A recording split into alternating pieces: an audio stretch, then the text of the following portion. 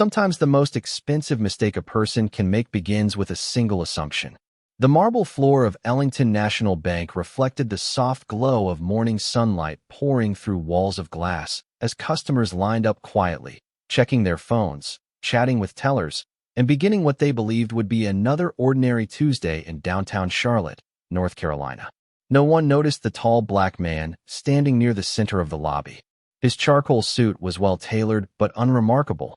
His leather briefcase showed years of careful use, and the silver watch on his wrist looked less like a luxury statement and more like something he had earned through decades of discipline. He carried himself with calm confidence, offering polite smiles to employees as if he had all the time in the world. To everyone around him, he appeared to be another customer waiting for assistance.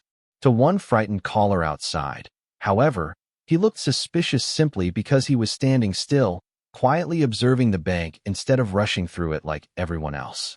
Less than 3 minutes earlier, an anonymous 911 call had reported a possible robbery in progress.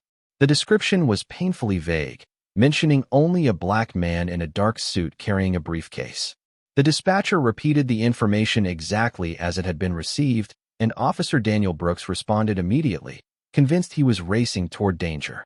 The patrol cruiser stopped abruptly outside the entrance, its lights flashing silently against the polished windows. Heads turned. Conversations faded. Employees exchanged nervous glances while customers instinctively stepped away from the entrance. Officer Brooks walked inside with quick, determined steps, his eyes scanning the room before stopping on the man with the briefcase. Without asking a single question, he raised his voice across the lobby. "Sir, step away from the counter and keep your hands where I can see them." The entire bank froze. The man slowly turned toward the officer, confusion briefly crossing his face before it disappeared behind remarkable composure. "Officer," he answered evenly, "I believe there's been some misunderstanding." But Brooks had already decided what he believed. He closed the distance, speaking louder with every step as whispers spread across the marble lobby. Some customers pulled out their phones. Others looked away, uncertain whether they were witnessing a misunderstanding or something far more troubling. The man never raised his voice. He never argued. Instead, he calmly set his briefcase on the floor and looked directly at the officer with steady eyes that revealed neither fear nor anger, only disappointment. Imagine standing there, surrounded by strangers, knowing the truth, yet realizing no one seems interested in hearing it. Imagine understanding that your appearance has become stronger evidence than your words. The silence inside the bank became heavier than any alarm could have been. Then something unexpected happened. One young teller recognized the man instantly. Her eyes widened. The color drained from her face. She opened her mouth to speak, then stopped herself after catching the man's almost invisible shake of his head. It lasted less than a second, but it changed everything. He wanted everyone to watch. He wanted the moment to unfold exactly as it was. Because before this morning was over, the question would no longer be who he was. The question would become how one assumption could cost a decorated police officer everything he had spent an entire career trying to protect. The uneasy silence lingered long after Officer Daniel Brooks gave his command. Every pair of eyes inside the lobby shifted back and forth between the uniformed officer and the composed man standing beside the polished customer service desk. Marcus Ellington remained exactly where he was, his posture relaxed, his breathing steady, and his expression unchanged despite the growing tension surrounding him. He had spent more than 25 years building one of the most respected regional financial institutions in the Southeast. Yet in that moment, none of those accomplishments could be seen. All anyone saw was a well-dressed black man holding a worn leather briefcase. Brooks interpreted the silence as hesitation instead of dignity. He repeated his instructions with greater authority, convinced that confidence meant defiance. Nearby employees exchanged anxious glances, uncertain whether they should intervene or remain silent. The bank had practiced emergency procedures countless times, but no handbook had prepared them for a moment like this. Marcus slowly placed both hands where they could be clearly seen and spoke in the same calm voice that had reassured investors during financial crises and comforted employees during uncertain times. He said that he was willing to cooperate and simply wished to understand why he had been singled out. His words were respectful, measured, and impossible to mistake for resistance. yet they seemed to disappear into the tension hanging over the lobby. Brooks continued asking direct questions while carefully watching every movement, believing he was preventing a dangerous situation before it could unfold. Around them, the atmosphere changed in subtle ways.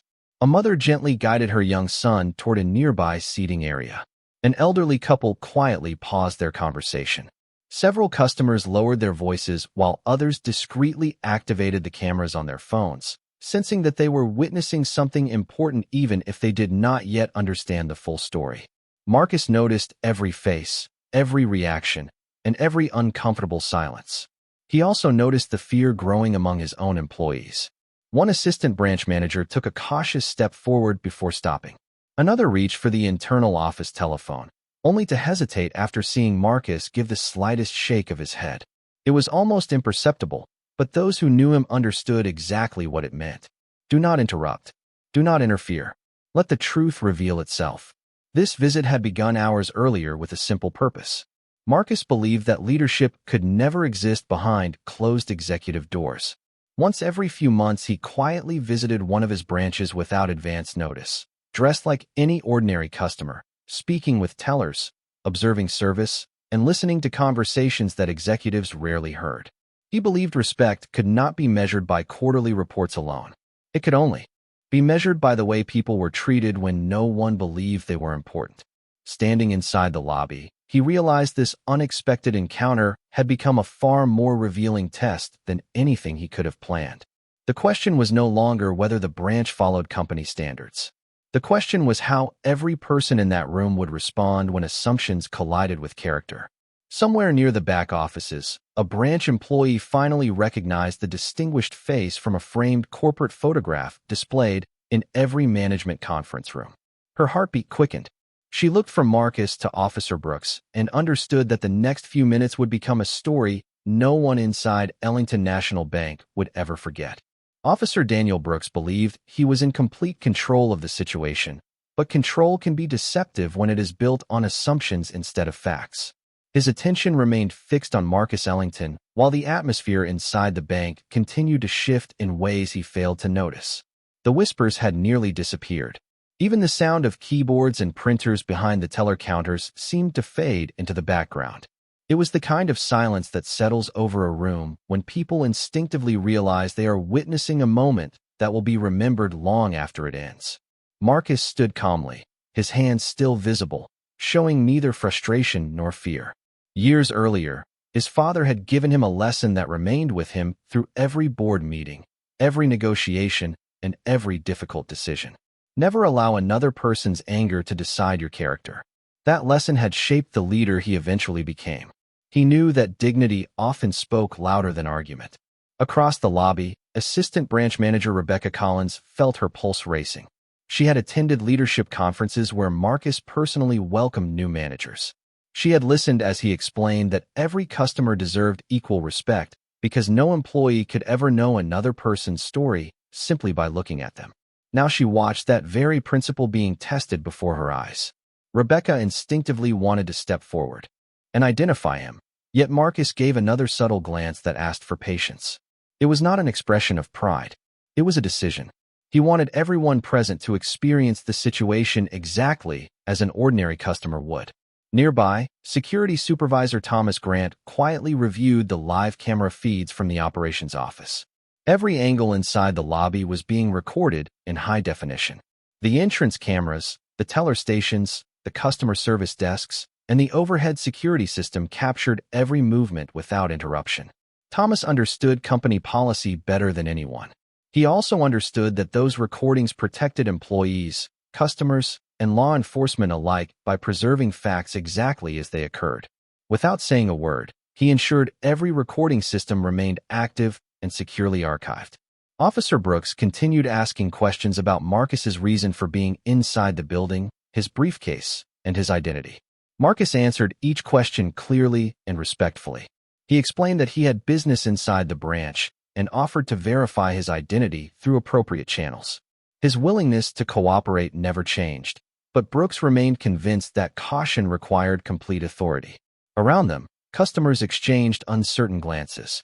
Some quietly questioned whether the situation matched the description of an emergency they had imagined only moments before. Others noticed how composed Marcus remained despite the growing attention focused upon him. Imagine watching someone treated with suspicion while they continue answering every question with courtesy. Imagine realizing that calm behavior is sometimes ignored because another person has already decided what they believe. Rebecca finally made a quiet decision of her own. Instead of speaking across the lobby, she carefully stepped into a nearby office and picked up the internal executive hotline, reserved for urgent corporate matters. Her voice remained steady as she requested immediate contact with the regional executive team, explaining only that an unexpected situation involving the chief executive officer was unfolding inside Branch 18. Within seconds, messages began traveling through offices many miles away. Inside the lobby, however, nothing appeared to have changed. Marcus remained standing exactly where he was, while Officer Brooks still believed he was directing the outcome. Neither man had moved more than a few feet, yet the balance of the entire situation had already begun shifting in ways that only a handful of people could see. Rebecca Collins lowered the receiver with careful hands, forcing herself to appear calm even though her heart was pounding harder than it ever had during any quarterly audit or emergency drill. The message had been delivered. Senior executives were already responding. Now all she could do was wait and hope that no one made the situation worse before help arrived. Back in the lobby, Officer Daniel Brooks remained convinced that every decision he had made was justified. The confidence in his voice came from years of believing that quick action prevented greater danger. Yet confidence without complete information can become its own blind spot. Marcus Ellington noticed Brooks studying the leather briefcase resting beside his polished shoes. Without reaching for it, Marcus quietly explained that it contained documents related to the branch review he had been conducting that morning. He offered once again to verify his identity through the bank manager or by presenting identification in a calm and orderly manner.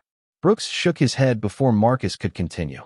He insisted that procedures would be followed his way first. The words echoed through the silent lobby, causing several customers to exchange uneasy looks. No one raised their voice. No one interrupted. The tension came not from chaos, but from the growing realization that two very different views of the same moment were unfolding at once. Marcus looked around the room, meeting the eyes of frightened employees who desperately wanted to intervene. He offered each of them the same reassuring expression that had guided thousands of workers through difficult seasons. It seemed almost impossible that the person comforting everyone else was the one standing at the center of the misunderstanding. Imagine walking into a place you helped build from the ground up and discovering that the greatest test of its values was not a financial crisis or a market collapse, but whether people would recognize another person's humanity before making conclusions about them. That thought settled quietly in Marcus's mind as the seconds continued to pass. Near the entrance, an elderly customer leaned toward another visitor and whispered that the gentleman in the gray suit had not shown the slightest sign of hostility since the officer arrived. A college student standing near the investment offices lowered his phone for a moment and quietly said that everything happening was already being captured by the bank's security cameras anyway. Their observations spread softly through the crowd, replacing uncertainty with careful attention. Upstairs, inside the executive conference room overlooking the lobby through tinted glass, Regional Vice President Allison Pierce had just arrived after receiving Rebecca's urgent message. One glance through the window was enough to recognize Marcus immediately. She felt a wave of disbelief before reaching for her own secure company phone. There would be no dramatic interruption. Marcus had made his intentions clear by remaining silent. The facts would speak for themselves. Down below, Officer Brooks asked one final question, his tone firm and unwavering. He wanted to know why Marcus had been quietly observing employees throughout the morning. Marcus answered with complete honesty. He said that every leader has a responsibility to understand how people are treated when they believe no one important is watching. Those simple words hung in the air longer than anyone expected. Brooks dismissed them as an attempt to avoid direct answers. The customers heard something entirely different. They heard the philosophy of a man who measured success by character instead of titles. And while Brooks believed he was bringing the situation closer to a conclusion, unseen phone calls were already moving through corporate offices and police leadership alike, setting into motion a response that would soon change the direction of everyone's day. Time seemed to slow inside Branch 18. The polished clock above the customer service desk continued marking each passing second, yet everyone in the lobby felt as though the morning had been suspended between uncertainty and revelation. Marcus Ellington remained exactly where he had been from the beginning, speaking only when asked and refusing to allow emotion to replace judgment. To many watching, his composure was becoming more remarkable than the misunderstanding itself. Most people placed under intense public scrutiny instinctively tried to defend themselves immediately. Marcus did not. He had learned years ago that truth rarely needed to compete with panic. It only needed time. Officer Daniel Brooks interpreted the continued silence around him as confirmation that he was maintaining order. He did not realize that the silence now carried a different meaning. Employees were no longer remaining quiet because they were uncertain. They were remaining quiet because they trusted Marcus's judgment. They knew he was allowing events to unfold for a reason that extended far beyond this single morning. Upstairs, Regional Vice President Allison Pierce had already connected with the corporate legal department. Senior counsel instructed her to preserve every piece of evidence exactly as it existed. Security footage from every camera angle was immediately duplicated to protected servers. Access logs, emergency call records, visitor timestamps, and internal communications were secured without altering a single detail. No one intended to shape the story. The facts would be allowed to speak for themselves. Downstairs, Security Supervisor Thomas Grant quietly verified that the body camera policy applicable to responding officers had also been documented in the incident report request. He understood that transparency protected everyone involved. If mistakes had been made, accurate records would matter far more than opinions formed in the heat of the moment. Across the lobby, several customers who had originally appeared anxious were beginning to study Marcus more closely. They noticed how every employee who recognized him seemed to carry an unmistakable expression of respect. A retired school principal waiting to discuss a certificate of deposit leaned toward the woman beside him and quietly observed that genuine leadership often revealed itself not through titles, but through patience under pressure. The woman nodded without taking her eyes off Marcus. She had never met him before, yet something about his quiet confidence suggested that this story was far from over. Imagine realizing that the strongest person in the room is not the loudest voice, but the one who refuses to abandon dignity when everyone else expects frustration. That realization slowly settled over the lobby like the morning sunlight stretching farther across the marble floor. Then a discreet vibration broke the stillness inside Marcus's jacket pocket. He glanced toward Officer Brooks before calmly asking, with complete courtesy, whether he might answer an incoming business call. Brooks hesitated for a brief moment before giving a cautious nod, believing there was little risk in allowing a monitored conversation. Marcus slowly removed his phone, looked at the screen for only an instant, and accepted the call. His voice remained measured, almost conversational. "Good morning, Chief Reynolds," he said. "I apologize for interrupting your schedule. When you have a moment, I would appreciate your presence at Branch 18. I believe there is a situation here that deserves your personal attention." He listened quietly for several seconds before replying with only 4 words. "Thank you. I will wait." Marcus ended the call, returned the phone to his pocket, and resumed standing exactly where he had been. He offered no explanation, no warning, and no hint of what would happen next.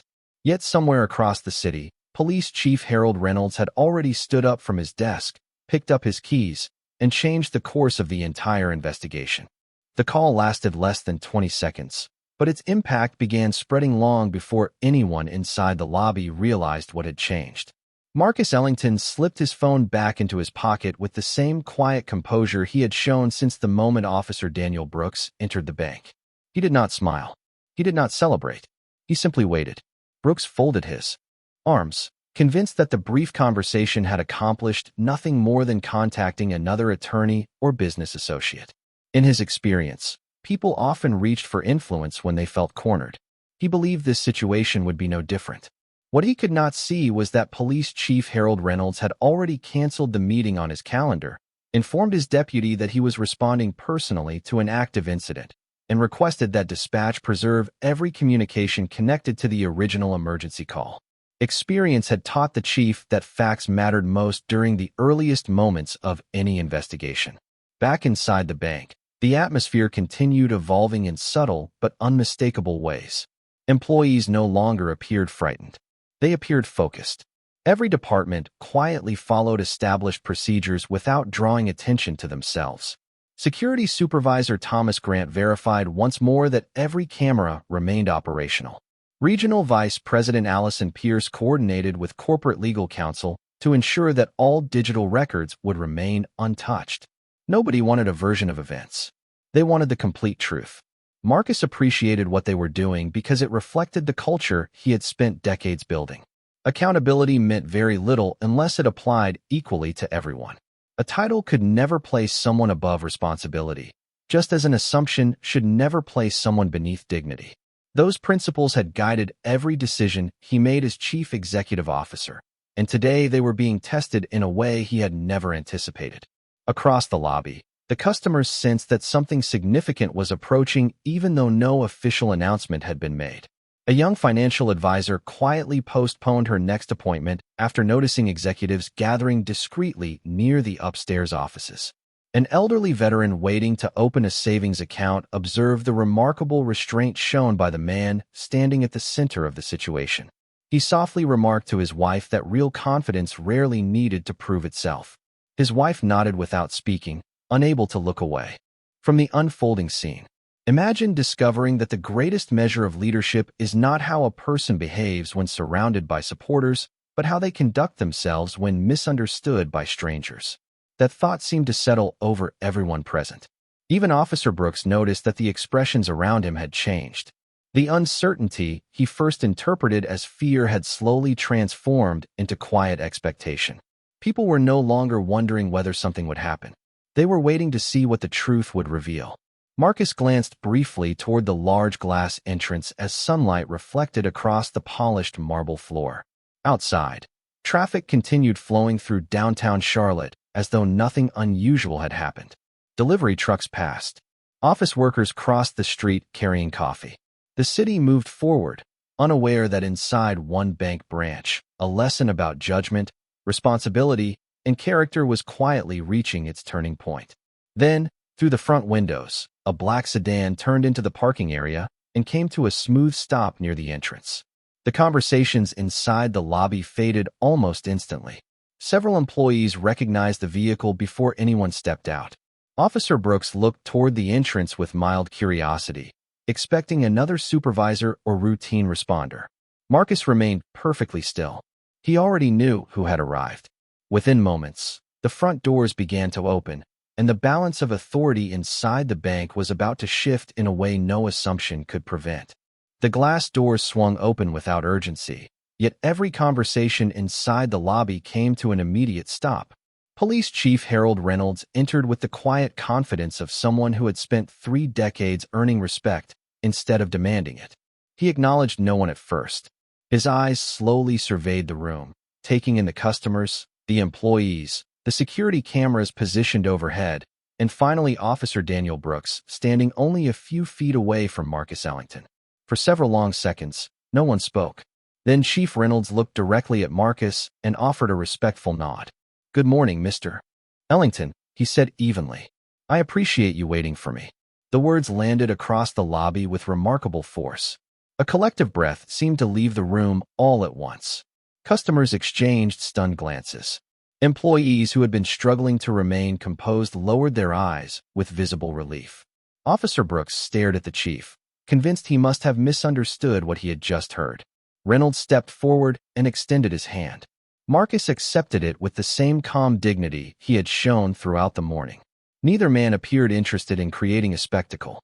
Their brief handshake reflected mutual respect built over many years of community partnerships, financial literacy programs, and charitable projects that had benefited neighborhoods throughout Charlotte. Brooks looked from one man to the other before quietly asking whether they knew each other. The chief answered without hesitation. He explained that Marcus Ellington was not only the chief executive officer of Ellington National Bank, but also one of the city's most respected civic leaders, someone whose institution had funded scholarships, supported small businesses, and partnered with local law enforcement on financial crime prevention initiatives. Brooks felt the certainty he had carried into the building begin slipping away. He glanced toward Marcus, then toward the employees surrounding them. For the first time since arriving, he noticed that every manager in sight seemed to know exactly who the man in the gray suit was. The realization settled heavily across his expression. Imagine discovering that the person you judged within seconds had spent decades earning the trust of an entire community. Imagine realizing that everyone else in the room understood something you never paused long enough to learn.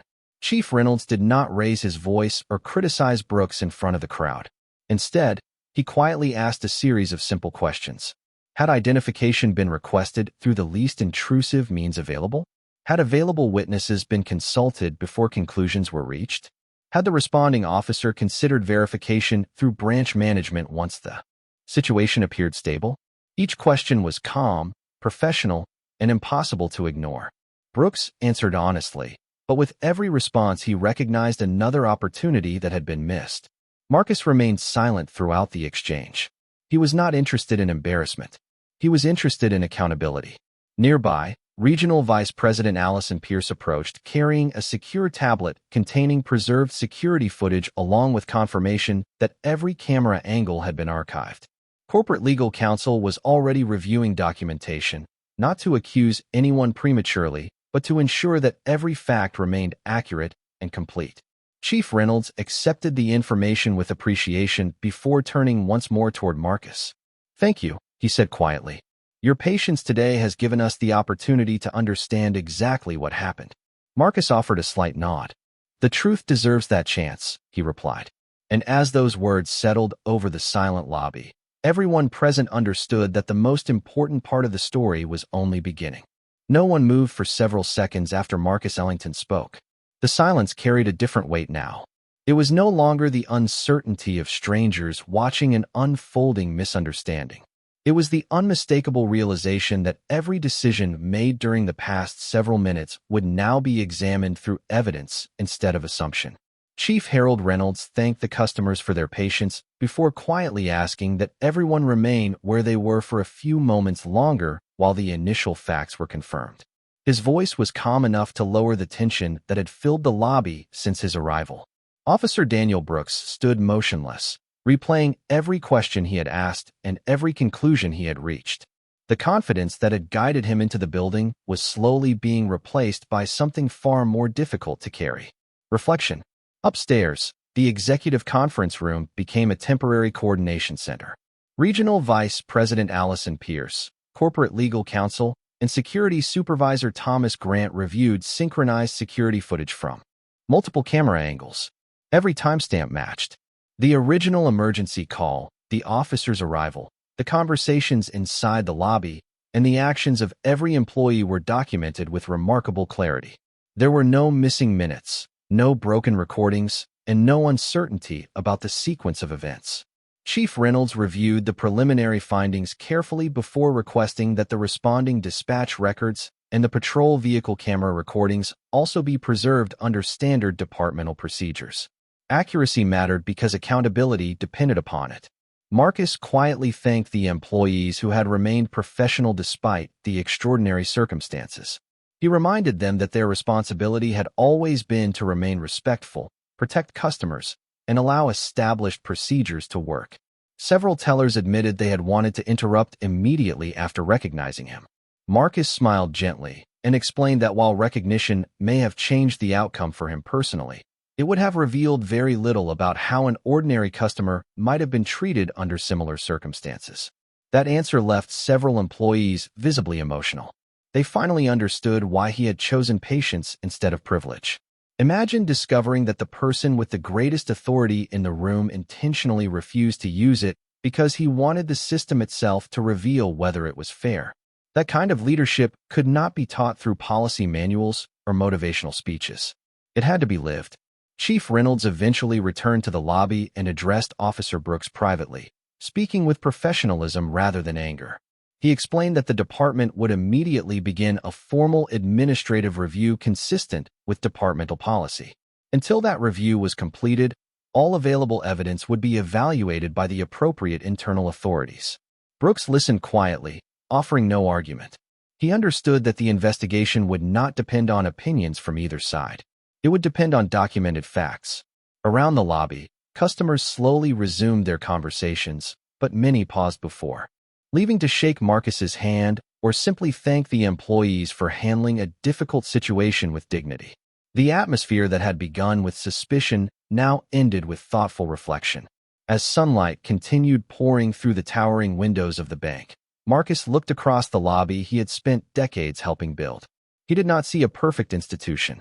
He saw another opportunity to strengthen it. Because true leadership was never about proving that mistakes could never happen. It was about making certain that when they did, truth would be allowed to lead the way, and responsibility would never depend upon a person's title, uniform, or appearance. The weeks that followed brought answers that no rumor could distort because every important detail had been preserved exactly as it happened. The department completed its administrative review using dispatch records, security footage, witness statements, and standard internal procedures. The findings did not depend upon headlines or public opinion. They depended upon documented facts. Chief Harold Reynolds later met privately with Marcus Ellington, thanking him once again for choosing patience over public confrontation.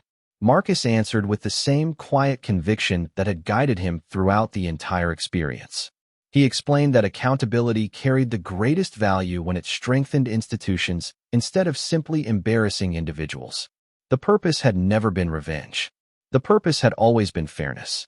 As the review concluded, Officer Daniel Brooks was informed of the department's final decision through established disciplinary channels. The consequences reflected the department's own policies regarding professional conduct and judgment.